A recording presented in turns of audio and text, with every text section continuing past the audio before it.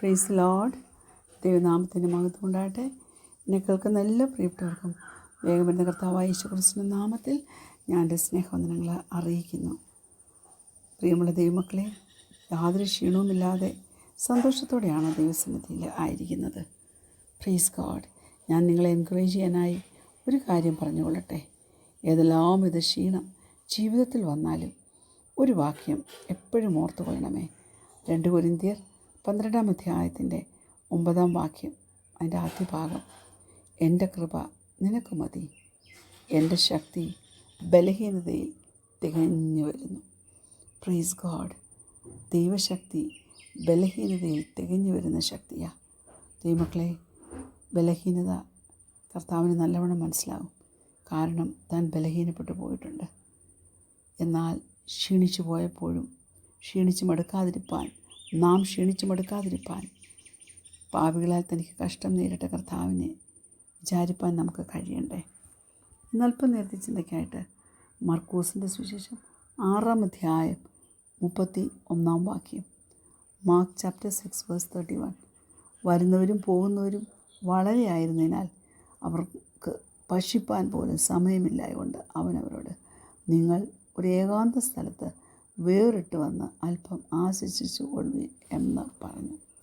നോക്കിക്കേ, കർത്താവിൻ്റെ ഒരു കരുതൽ, തൻ്റെ ജനത്തോടുള്ള കർത്താവിൻ്റെ ഒരു അടുപ്പവും താല്പര്യവും കണ്ടില്ലേ. നമ്മൾ മറ്റ് സുവിശേഷങ്ങൾ നോക്കുമ്പോൾ മർക്കോസിൻ്റെ സുവിശേഷത്തിൽ യേശു കർത്താവിൻ്റെ ജീവിതം പെട്ടെന്നൊരു ഹറീഡ് ലൈഫായിട്ട് നമുക്ക് കാണാൻ പറ്റും. ഇമ്മീഡിയറ്റ്ലി, അറ്റ് വൺസ് എന്ന വാക്കുകൾ ഏകദേശം 39ഓളം പ്രാവശ്യം നമുക്ക് കാണുവാൻ കഴിയുന്നുണ്ട്. അത് മർക്കോസ് തന്നെ ഒരു ബഹളത്തിൽ, ധൃതിയിൽ, ഹറി എന്ന് പറയട്ടെ, യേശുവിനെ ഇൻട്രൊഡ്യൂസ് ചെയ്യാൻ അങ്ങനെ ഹറി ആയിരുന്നുകൊണ്ടാണ് ഞാൻ പറയുന്നത്.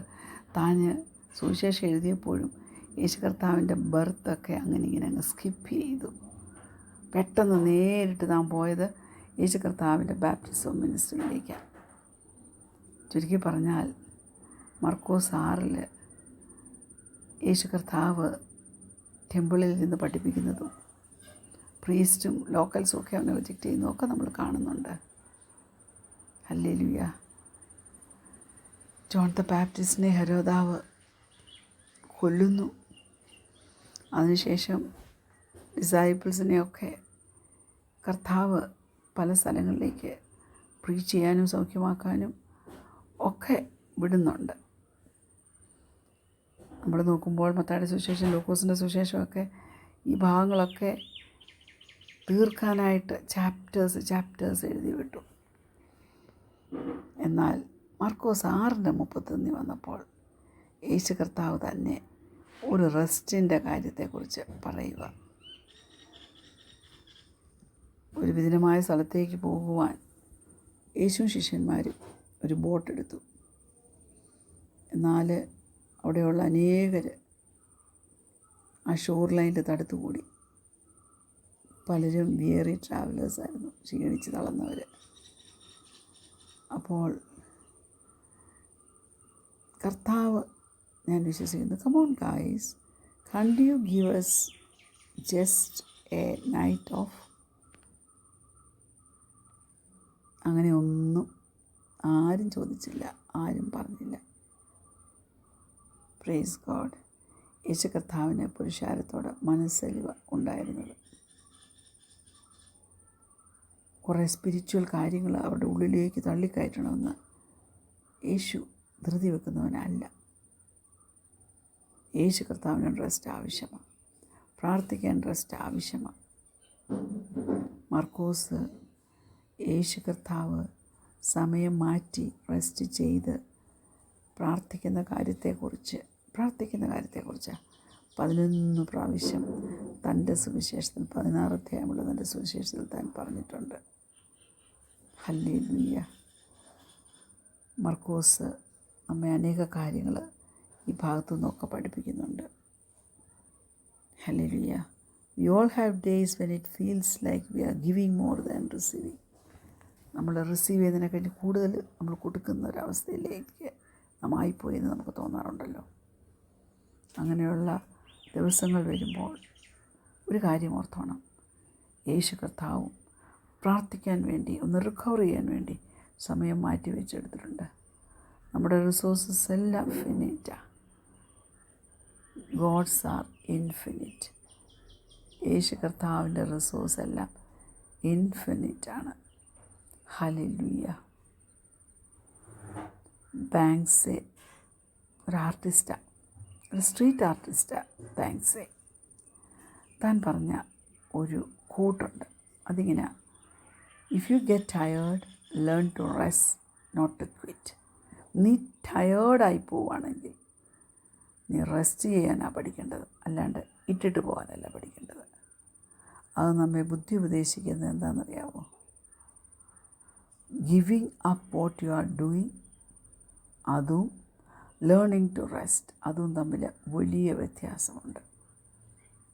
റെസ്റ്റിംഗ് ആൻഡ് സ്റ്റോപ്പിങ്ങിൻ്റെ ഇടയിൽ വലിയ വ്യത്യാസം നമുക്ക് കാണാം. പലപ്പോഴും നാം എല്ലാം ക്ഷീണിക്കുമ്പോൾ ആ ക്ഷീണത്തെ, ആ റെസ്റ്റില്ലാത്ത അവസ്ഥയെ എങ്ങനെ ഡീൽ ചെയ്യാമെന്ന് നാം നോക്കും. എങ്ങനെയെങ്കിലും ഇതിൽ നിന്ന് ഒരു റെസ്റ്റ് വേണം, ഇതിൽ നിന്ന് എങ്ങനെയെങ്കിലും ഒഴിഞ്ഞു കളയാം എന്നുള്ള ചിന്തയായിരിക്കും പലപ്പോഴും നമ്മെ ഭരിക്കുന്നത്. ആരും കാണാത്ത എവിടെയെങ്കിലും പോയി മറിഞ്ഞിരിക്കാൻ നാം ആഗ്രഹിച്ചിട്ടില്ലേ? But if Banksy is to be believed, that's not the key to rest. അതല്ല റെസ്റ്റ് ചെയ്യാനായിട്ടുള്ള താക്കോൽ, അതല്ല.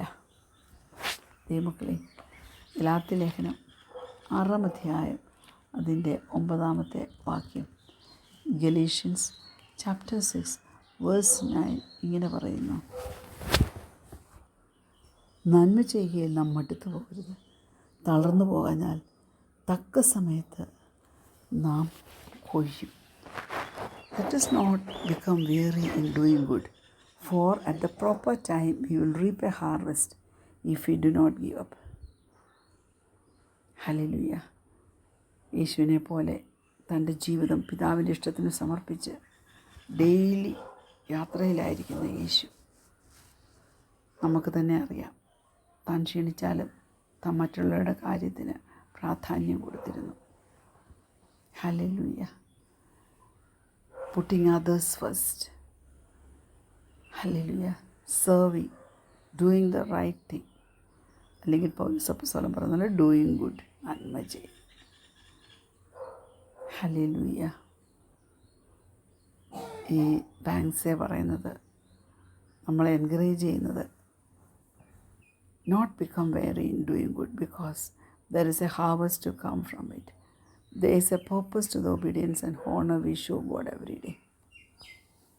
ദൈവമക്കളെ, നമുക്കറിയാൻ മേല എന്ത് ഫലമാകുന്നു, പക്ഷേ കർത്താവിൻ്റെ പക്കലതുണ്ട്.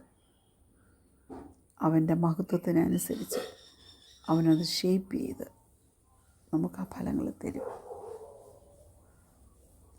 നാം ചില സമയങ്ങളിൽ മനസ്സിലാക്കും, നമ്മുടെ ക്ഷീണിച്ച അവസ്ഥയിൽ നാം അല്ല വർക്ക് ചെയ്യുന്നത്, ദൈവം നമ്മോട് കൂടെ ഇരുന്ന് ഒരുമിച്ച് വർക്ക് ചെയ്യുക.